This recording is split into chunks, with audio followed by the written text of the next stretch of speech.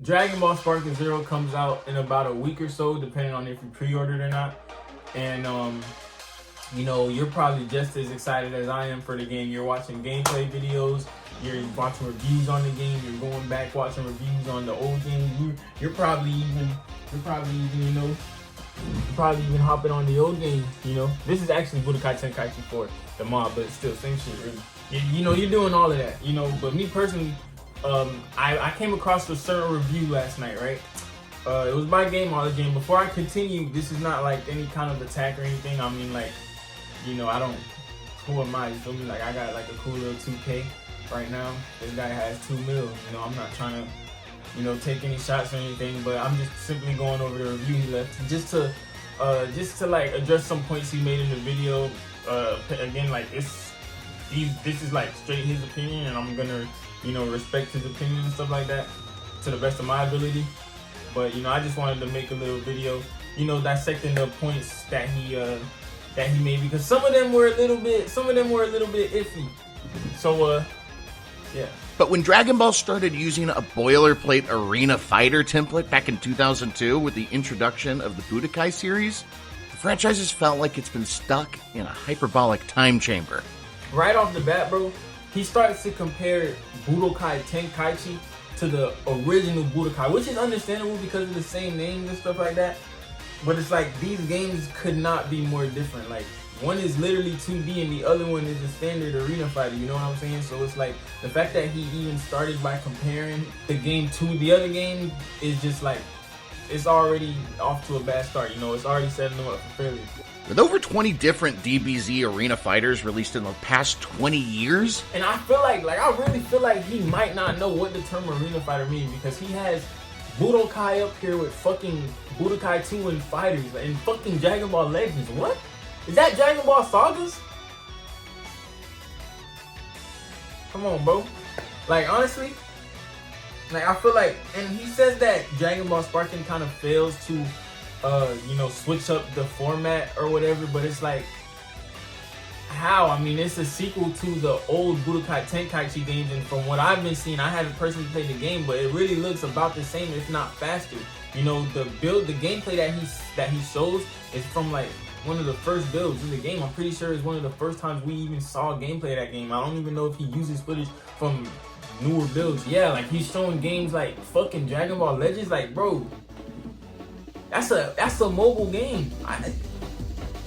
What? Come on, man. What is he talking about? Is Legends an arena fighter? Is it a mobile arena fighter? Because it does have that format going. Sparking Zero promises to be more of an exercise in nostalgia than an actual competitive fighting game. I feel like he kind of misses the point that Budokai Tenkaichi, or Sparking Zero now, is not supposed to be, you know, it's not supposed to be balanced. You know, yeah, you can play it competitively and stuff like that, but it's really aimed towards the more casual Dragon Ball play. You know, if I feel like, you know, sitting down and fucking Frieza, you know, slamming them down and shooting them with an angry Kamehameha, I could go in this game and do that. You know, it's not, I don't have to fucking, you know, do a fucking quarter circle to do a ultimate like in Fighters. Like, I feel like this is what this guy wants. And it's kind of crazy. Like, I feel like this whole video, he just glazes Fighters. I'm sorry, like, this whole video, he really just glazes Fighters, and it's kind of like, come on, bro. Like, if you want Dragon Ball Fighters, if you want a sequel, bro, like, we get it. Like, me personally, you know, I like Fighters. If it got a sequel, you know, I'm not gonna fucking raise the roof or anything, but like, you know. That's why I need Dragon Ball Z to do better. Looking back on the past is comforting, but we can't live in it forever. We deserve either a transformative leap forward for the series, or a sequel to the only transcendent Dragon Ball game over the last decade. This guy flat out says that he wants a sequel to Fighters, which I get. Like, I truly understand. Like, Fighters is a great game. That game, I must say, like, I even say Fighters is probably one of the best looking Dragon Ball games, if not the best looking Dragon Ball game to date, and that's with Sparking Zero coming out. Like, yeah, Sparking Zero looks great and all, you know, and I haven't played it, like I said, but I still think Fighters, like, graphically and stuff like that, in terms of like the way the character models look, I think those are the most accurate character models we've ever seen in a Dragon Ball game. So I'm just like, You know, I get like, you know, like I said, like I like fighters, and you know, if they added Beast Gohan to the game, I'm there. You know, I'm gonna play that shit. You know, but it's just like, you know, you cannot compare Dragon Ball Sparking Zero to games like fucking Budokai and Fighters, because it's just like those are completely different games. You know, and I feel like this whole time, like But graphics alone do not make a game. When you dissect the match, it's much slower than it looks. Real impact and damage is far apart, and it doesn't have the back and forth, keep them guessing momentum battles of top fighting games. Another thing that he says is like the game, that Sparking Zero doesn't have the back and forth, keep them guessing game mechanic or whatever. Like, wait, let me go back on what he said. Far apart, and it doesn't have the back and forth, keep them guessing momentum battles. He says that it doesn't have the back and forth, keep them guessing battles, but literally Sparking Zero and ever since Budokai Tenkaichi was a thing, that has literally been the thing where you vanish behind you and he will vanish behind you and he will vanish behind you and it would keep going until you run out of ki. You know, that's literally like, that's how it happens. Or like somebody, you will vanish, right? Or they'll vanish away from the combo and then you have to continue going, you know? It's that game, you know, bro. Updated graphics with familiar controls. And I need to talk about those controls, because if you've ever wondered what it's like to be one of the Z Fighters, turn elsewhere, because the controls are not great. So another thing he says, right, is that the game is basically just updated graphics with the same controls, but dude, I feel like you're missing the point. It's a sequel. It is a sequel to Dragon Ball Z Budokai Tenkaichi 3. Now granted, it's called Sparking Zero because it can also start as a starting point for people like me who didn't really grow up playing Sparking or you know Budokai Tenkaichi and stuff like that. You know me, I came up from Raging Blast, my nigga. I came up from Raging Blast 2. Me and my nigga Javon, me and my cousin, my brother Javon, bro. We was playing Raging Blast 2 after school. We was coming home after school to play Raging Blast, bro. We was playing Raging Blast, nigga. Bro, I remember one time, bro, me and my cousin Javon, bro, he used to live with me. You know, we used to live together, right? So, fucking one night, bro, we came home from school and shit, and it was a school night, so we couldn't play the game on school nights and shit. So, what ended up happening, the TV was right outside in the loft, like right outside of our room, right? So, me and him, we conducted a plan to get the TV into my room in the middle of the night, and we played Raging Blast all night, bro. We woke up in the morning tired as fuck. Our mom's asking us what's going on, why we so tired. Couldn't say nothing. Bro, we came up playing Raging Blast, and you know, Dragon Ball Sparking Zero, you know, I'm still gonna be there, you know, like I'm still gonna, you know, I picked up, bro. I started playing this shit a few months ago, bro, just cause I found out this game was coming out, you know. If the game's not for you, bro, just say that, you know, don't buy the game. But October 8th, we will be playing. Hey, bro, no. He says, if you want to know what it's like to be one of the Z Fighters, turn elsewhere. Bro, what do you mean, bro? This is as Dragon Ball as it gets. The clashes, the grab clashes, the beam struggles, the gameplay in general, the back and forth gameplay. This is Dragon Ball in the game, bro. This is Dragon Ball in the game. I don't get it. Dragon Ball is at its best when it delivers on fighting and yelling, and Sparking Zero does have a dedicated yell button. Yelling makes your special bar max out, and then you can pull off bigger moves and Kamehamehas, but it comes at the cost of pacing. Powering up freezes you in place while your special bar fills up, leaving you vulnerable to attack. Dude, this guy says that. This guy says that powering up freezes you in place. This guy complained about that. What Dragon Ball game can you move around and power up? And you can't even do that in Naruto Storm, bro. You can't even do that in Storm. What game can you move? Can you charge? And bro, that's what you do, bro. You don't see people charge up and move in Dragon Ball. Goku had to take a minute. To charge up his ki, bro. And when they was fighting Kid Buu, that's a stupid complaint. I really feel like you just don't. This game just not for you, bro. Don't buy it. And don't make any more Sparking Zero videos. When the game come out, don't drop any gameplay videos, bro. Don't play the game. and here's why. It's because the controls are too complex for casuals, but not technical enough for hardcore gamers. So this guy says that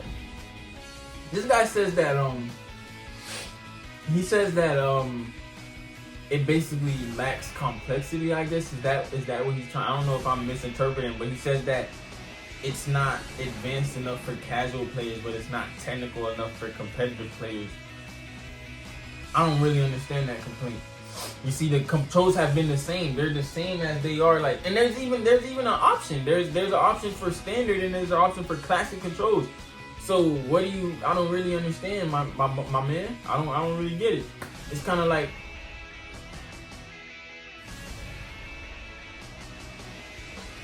I don't get it. And he says he keeps talking about this guy just listed off 3 different 2D fighters.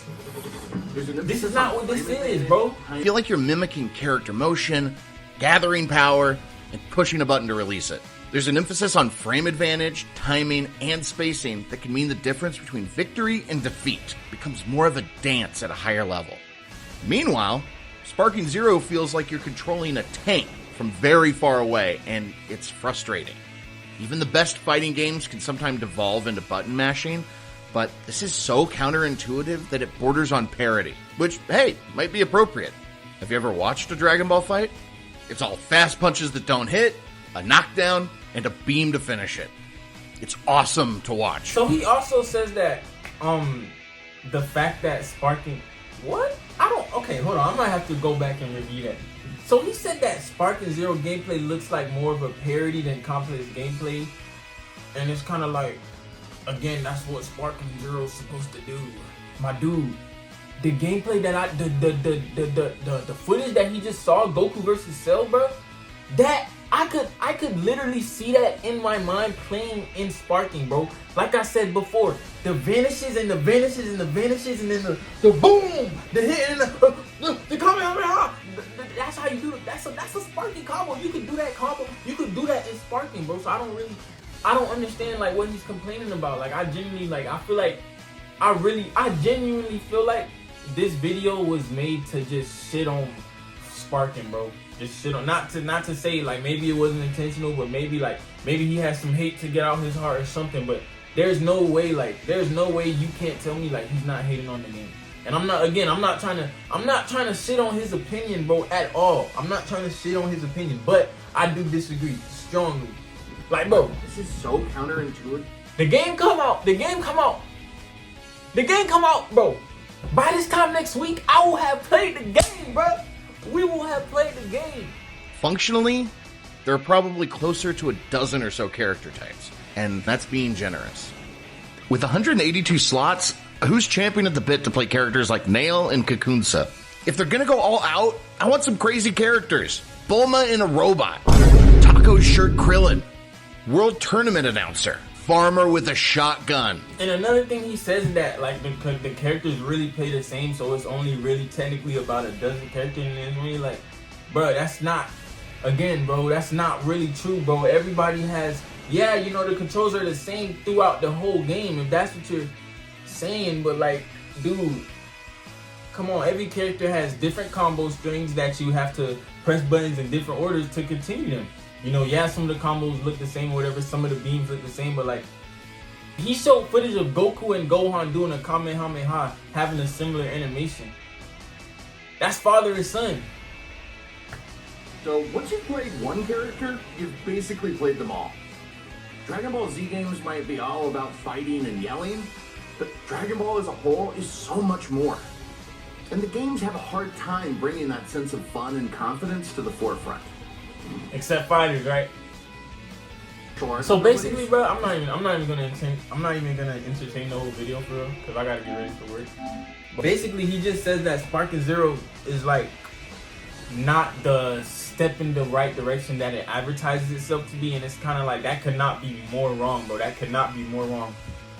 And like I said, I came up off of Raging Blast, bro. I came up off of Dragon Ball Raging Blast 2, my nigga.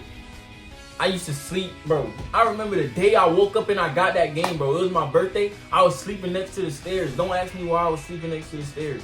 I was sleeping next to the stairs, bro. My mom woke me up with the GameStop bag. I opened the bag, it's Dragon Ball Razor Blast 2, bro.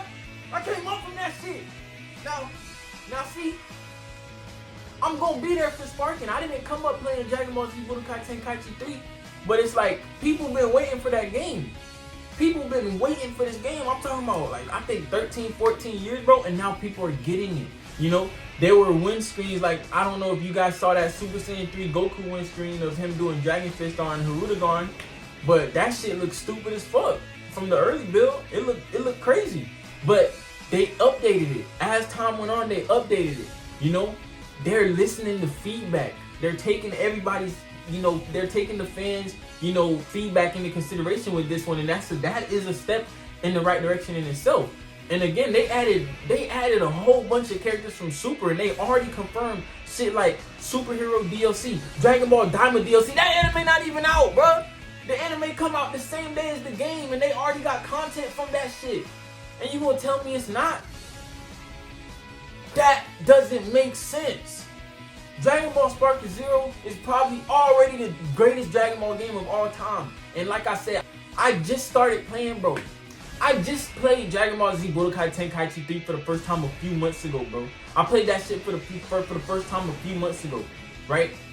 And I'm already saying, like, Dragon Ball Sparking Zero is already probably the best game of all time, bro. My favorite Dragon Ball game of all time, personally, is Dragon Ball Z Budokai 3. The OG shit, Budokai 3. I played the HD collection growing up. You know, that game is probably still my favorite game of all time. And I will say, Dragon Ball Sparking Zero looks fantastically better than that game.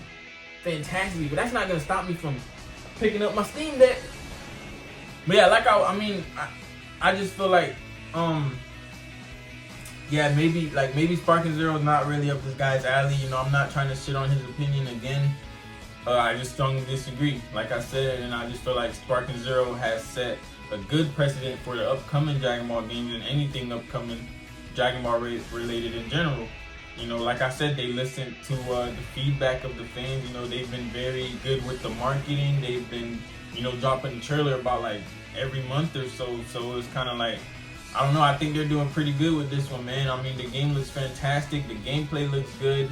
And like they even added new mechanics, so I don't see how like you could say, you know, it's not really a good step in the direction, or it's not complex enough for competitive people. Like, they're gonna be the casuals and they're gonna be the competitive people. Me personally, bro, I'm already getting my 1 day in the hyperbolic time chamber, bro. I'm finna get my year's worth of training before the game comes out, bro, because that's how hard I need to come. Like, I got shit riding on this game, bro. Like, I got the house riding on this game, the kids, bro, everything. So it's kind of like I need to be able to do this, you know. But that's just me, you know. There are gonna be other people who's just gonna be like, you know, there's gonna be other people who's gonna hop on the couch, you know, with their little potato chips and shit, with a soda on the floor or whatever, you know, just to play Sparking Zero, just to recreate some matches and whatever.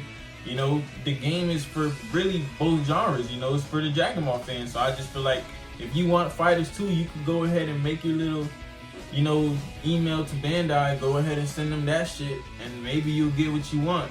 But like, I don't even think Fighters needs a sequel. They could just continue updating that game. They shouldn't have stopped giving it DLC. Beast Gohan not in the game. Gamma 1, Gamma 2, it's still people that can put in the game. Raditz? Come on, bro. I just feel like, you know, Fighters is a great game. Fighters is a traditional fighting 2D game like Tekken and Street Fighter. And obviously you like those kind of games, so it's like, you know, you can go play those games, but us arena fighters, us people that came up off of Raging Blast 2, Xenoverse, yeah, I play Xenoverse, I love Xenoverse. Xenoverse probably like my top 2 after Budokai 3. Nah, top 3, because I fuck with Raging Blast 2. But nah, it's just like, you know, like, if it's not for you, it's not for you, bro. And I get it, you know. I never really had interest in Tenkaichi growing up, really, because I thought Raging Blast was the better one. It looked better to me, and I just, you know, I stayed with it. But, you know, now that Sparking Zero is coming out, I realized that I wasn't familiar with this game. And, you know,